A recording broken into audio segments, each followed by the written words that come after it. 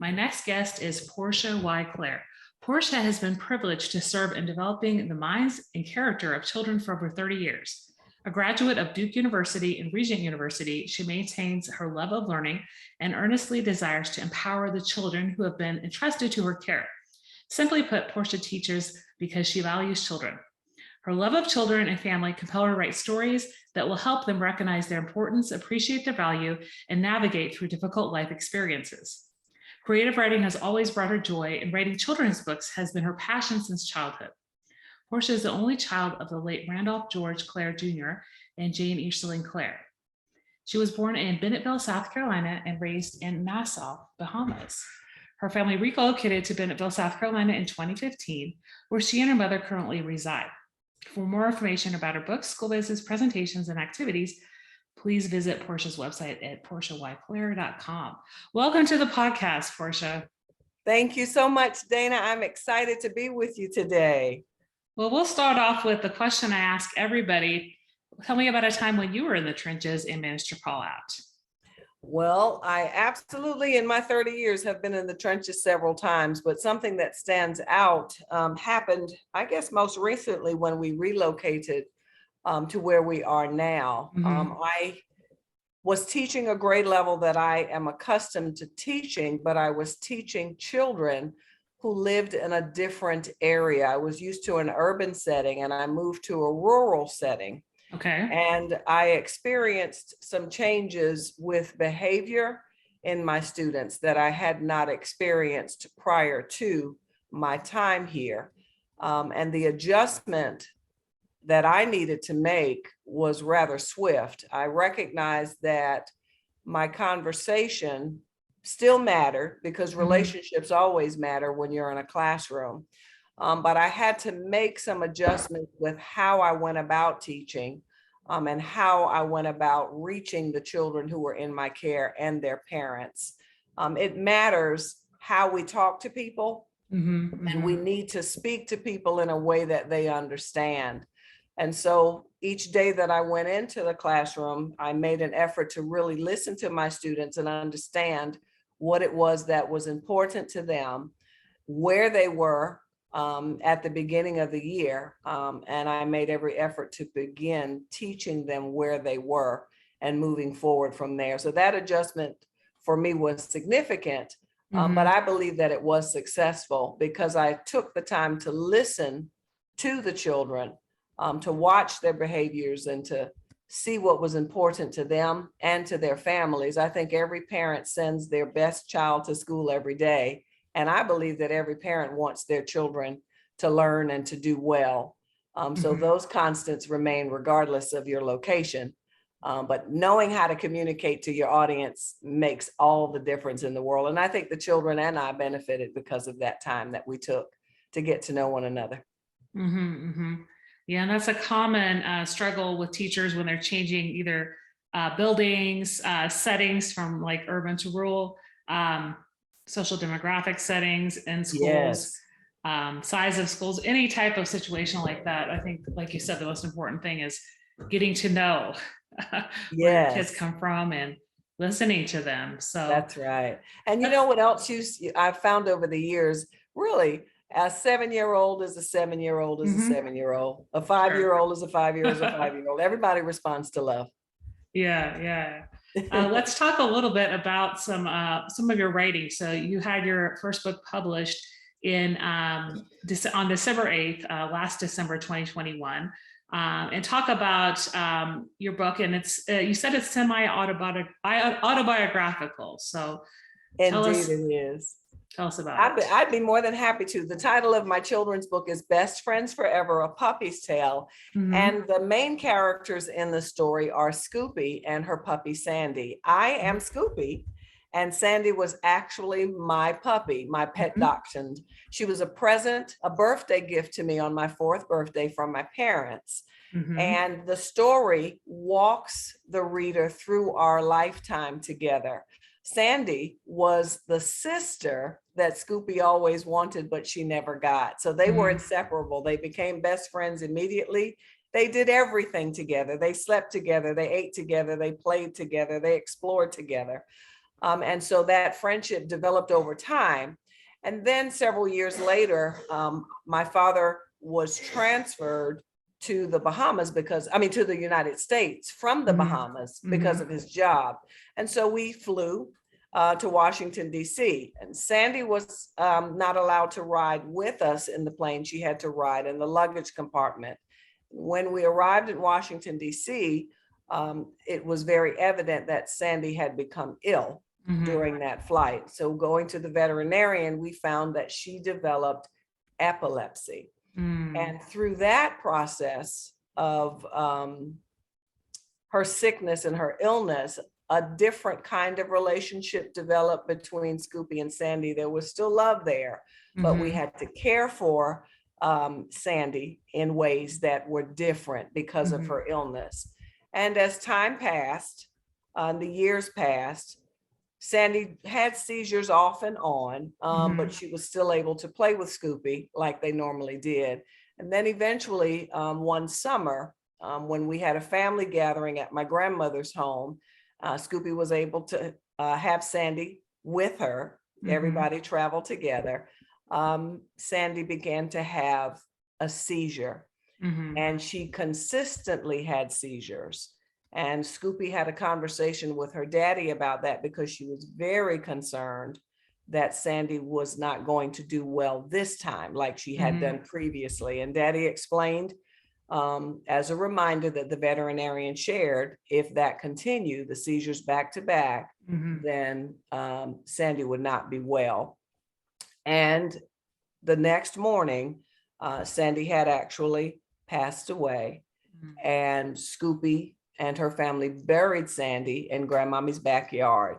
And the grieving process of losing her was difficult, but Scoopy had her parents to help her through that. And then several years passed, and Scoopy realized that she needed to have a conversation with Sandy because she missed Sandy and she missed that relationship and she wanted it again.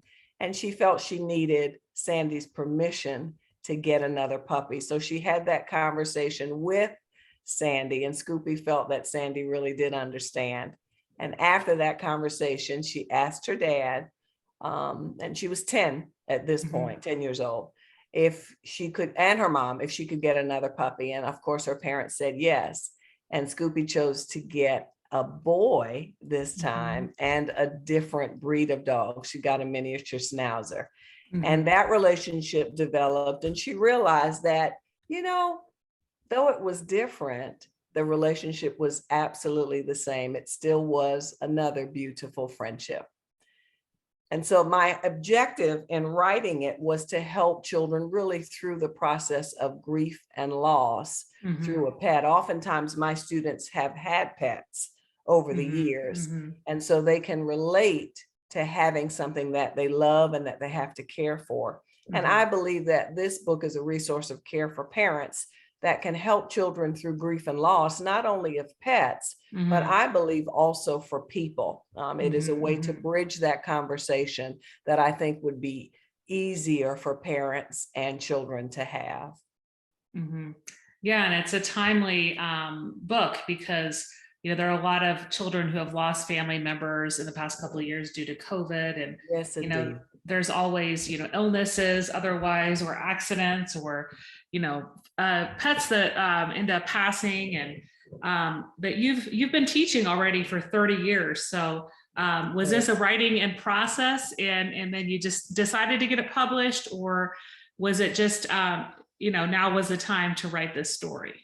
Well, I tell you, I was inspired in two ways. The first inspiration came from my father. And one afternoon, my father said to me, matter of factly, Scoop, he called me Scoop. He said, "You've been talking about writing children's books for a while now. Have you begun to write anything?" And I said, "Well, Daddy, I have thoughts in my mind. I have different books in my head, but I haven't put anything on paper yet." And he looked at me and he said, "Scoop, do it now. Now is the acceptable time. Today is the day of salvation." So that kind of inspired me to write. And then my father passed away in June of 2020. And I thought, what better way to acknowledge him and to recognize him and to celebrate him than to do something that he asked me to do. And so Mhm. I began to write this story, and I thought it was appropriate because of COVID to Mhm, mhm. start with this particular story. Several of my students have had family members who did pass away because of COVID, and some of them have had pets who have been ill that have passed away as well. So they could relate directly to the story. And I thought if it would be helpful for them, it certainly would be helpful for other children across the country, and I dare say around the world. Mhm, So mhm. those two things were my inspiration for writing this particular book. And definitely honoring your dad's wishes. And he was Yes, right. Like now's the best time. You can't keep putting it off, right? You had a indeed, book inside of you. Let's get it out there. indeed, Um, what's indeed. also important reason to share the tools? You talked to me a little bit in the pre-chat about tools of resources for helping kids work through grief. Yes. Well, a couple of things have come to mind. What is it that could possibly help children who have lost their pets? And one of Mhm, the things that came to mind is that we could make something called a memory box. mhm, And what I did was to go to the store, maybe a Walmart or some local store, and mhm, get a plastic shoebox.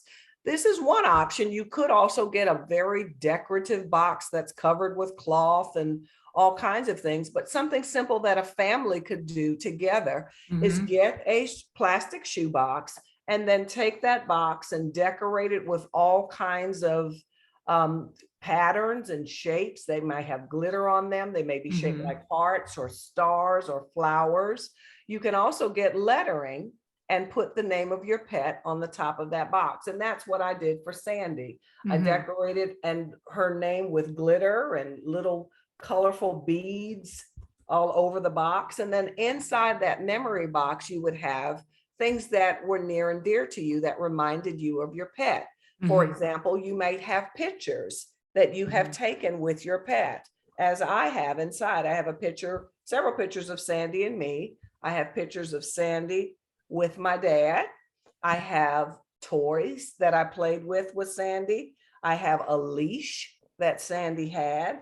Um, I have a collar that she had, and so, and a little bit of, I mean, it's been years for me now, but if you're using things on your pet that are fragrances or things that remind you of the aroma of your pet, they may mhm. still be on these things that you are Okay. keeping in this memory box.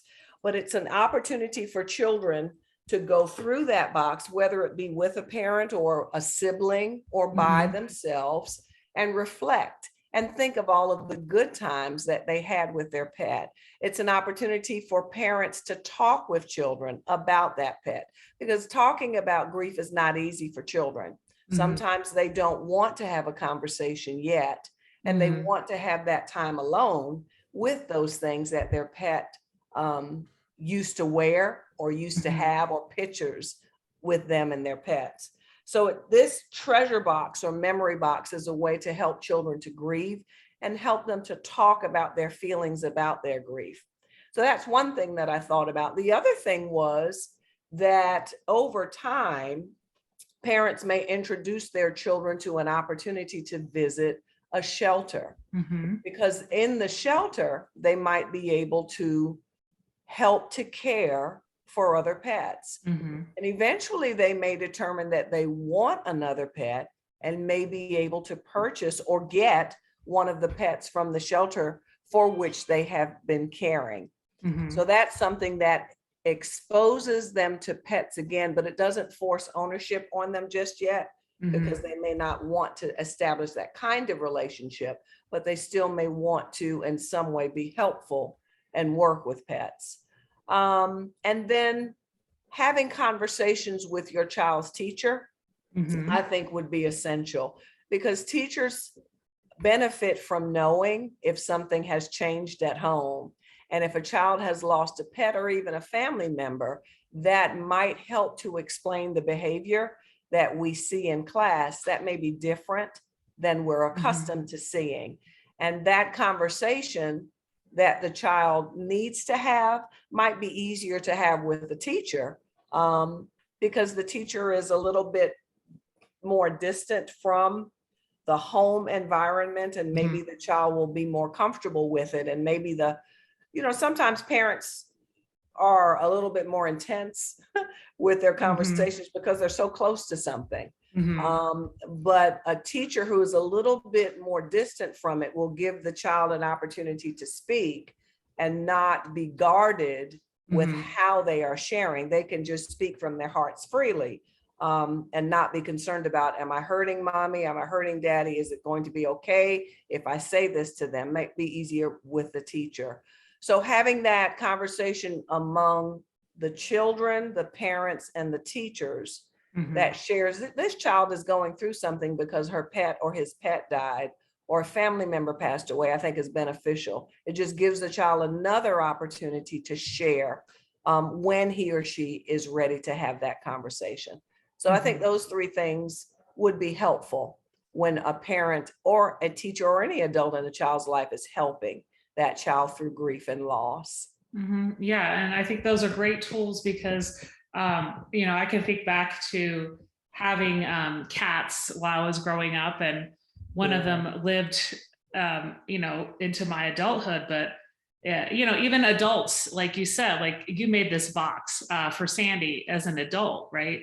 So it's a tool both kids and adults can make, but a lot of the time, sometimes the pet will pass, or you take the pet to the vet to be put down, and you don't really have that closure, right? It's having that place where you can go and reminisce, the collar, something that has a scent, maybe a toy or a a leash. Pictures, I think those are great things, right?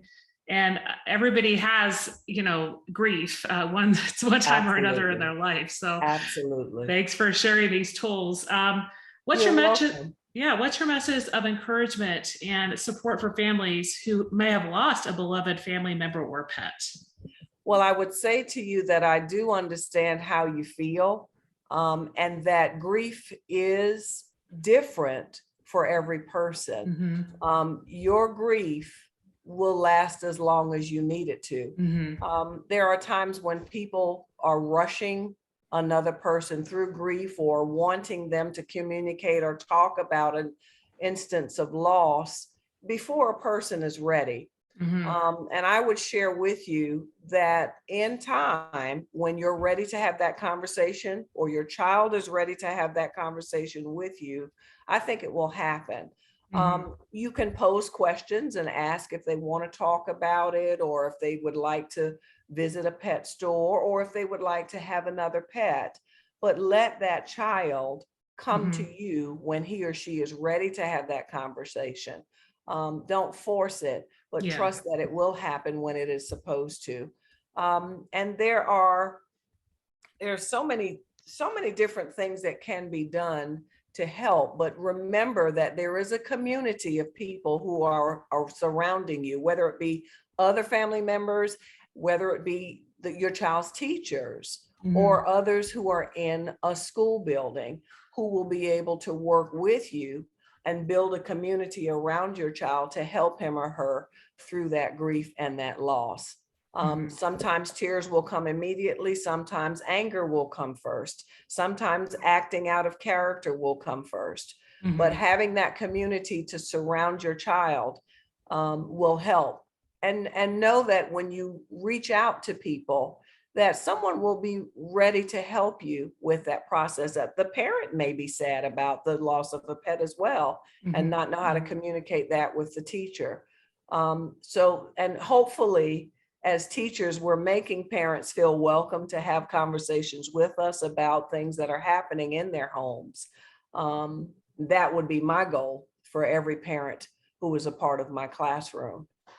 So know that in time, it will get better. And eventually your child will have conversations, and you'll begin to smile again when you talk of your lost pet or your lost loved one. You'll begin to remember the things that make you smile and not focus on the things that make you sad. Yeah, it's so great to remember, and Indeed. providing that space as an educator for the child to share when they're ready, right? It's about Yes. like giving them the time, because they might be out of sorts. They might display negative behaviors as a way of Yes. dealing with their grief. That's So, right. And they um, need an opportunity to remember, mhm, and to share their memories. There may be times when they just want to talk about their pet or mhm, a person, and we need to make space for that. There are mhm, times when you're teaching and you're trying to get your pacing guide done and all the rest of those things, but relationships matter. They are priority. And sometimes you have to change what you have scheduled for the day. You have to be flexible, and you have to adjust, because we're concerned about the heart of a child, and we want to make sure that they are well. If they're well there, then later they'll be willing to listen to the academics, but we need to make sure that they're well first. yeah, yeah. Well, let's talk a little bit about the process of rating, because I'm talking to several authors of books for educators that are more adult reads, not so many children's books authors for the podcast. So, how is that kind of that process when you are writing a children's book, and also how do you work with an illustrator? Wow. Well, for me, I think initially I began to just write my memories, Mm-hmm. because I needed to capture what it was that I wanted to share. Mm-hmm. And then after I had the memories down, I wanted to form a dialogue, of sorts throughout the book, so that people could see a sequence or an order. Mm-hmm. This was the beginning and that was the end. Once I had my thoughts on paper, there was someone who was able to help me with editing and Mm-hmm. making sure that I was saying what needed to be said without using so many different words. I think what I learned is that the illustrations of a book are just as important as the words. Mm-hmm. And there are times when you can use those illustrations to share the Mm-hmm. words that you were trying to write. So they can pair well, and you don't have to take a lot of words to share your thoughts, because the illustrations will take care of the rest. So I think illustrations are essential, particularly with children's books. They Mm-hmm. play a significant part. And I believe in my book, my illustrator, Miss Lisa Alderson, did a phenomenal job of sharing my heart. The emotions were Mm-hmm. seen on the faces of the characters. I believe that the person who helped me with editing allowed me to make sure that the emotions that weren't seen for every particular thing were Mm-hmm. expressed within the words. So there was a very good balance of Mm-hmm. both the written word and the illustrations for the book. And it takes a team to do that. It's not something that I was able to do on my own. I started, and as I worked with these people, they began to help me to really bring to life what it was that I wanted to share. And each edit allowed the book to become better and better and better. And for that, I Mm-hmm. am eternally grateful. Mm-hmm. Mm-hmm. Do you do virtual readings for schools? I have, and it Mhm. has been my privilege to do so. I've enjoyed it the times that I've done it, and I look forward to doing more in the future. I think the children were engaged, they were excited. Mhm. And I've also read in person at Mhm. my school. I've gone to different classrooms within my school building Mhm. to read the book to the children, and they enjoyed it. And I enjoyed the questions that they had and the conversation that we had surrounding the story. To see their reactions to the pages and how the book was being read, they became immersed. And that's what you want as a teacher. You want the Mhm. children to enjoy it and become a part of it and make connections to it. And many of them did. And that helped me to know that this resource of care was written at the right time, Mhm. Mhm. and it is helping. And I'm really grateful for that. Well, we've talked a lot about your writing process, some of the tools people can use when they've lost a loved one or a pet, and Yes. all about your book. Out of everything we've talked about, what's one thing you'd like listeners to remember? Well, I want listeners to remember that every person is valuable. Mhm. and that we need to help children, especially to recognize their quality, to appreciate their value, Mhm. and to navigate through challenging life experiences. There's so many things that have occurred since COVID. COVID really changed how we function, Mhm. and it makes us think differently about how you move forward. Mhm. And I just want people to realize that everybody responds to love. Mhm. And whatever it is that you do with the gifts, talents, and abilities that you have, make sure that you're using them to help, to serve. It's a wonderful thing to be able to help someone else. And so think about using what it is that you're gifted with to Mhm. help other people. And please be mindful of children, how you speak to them, Mhm. what you do for them, and make efforts to help them however you can, because they are the future and they need to be taught so many wonderful values. And we have so much good to give to them. So let's concentrate on giving good to them, whether it be through writing, whether it be through teaching, whether it be through art, whether it be through music, whatever Mhm. your talent, share the best of it, and make efforts to share it with children whenever you have the opportunity. Mhm. Mhm. That's so important. Whether you're in the classroom, working with kids and other functions, or as a parent. Um, Absolutely. where can people connect with you and find you online and buy your book? Okay. Well, I am on Facebook and Instagram. On Facebook, you can find me at Portia Y. Clare. On Instagram, you can find me at Portia Y. Clare.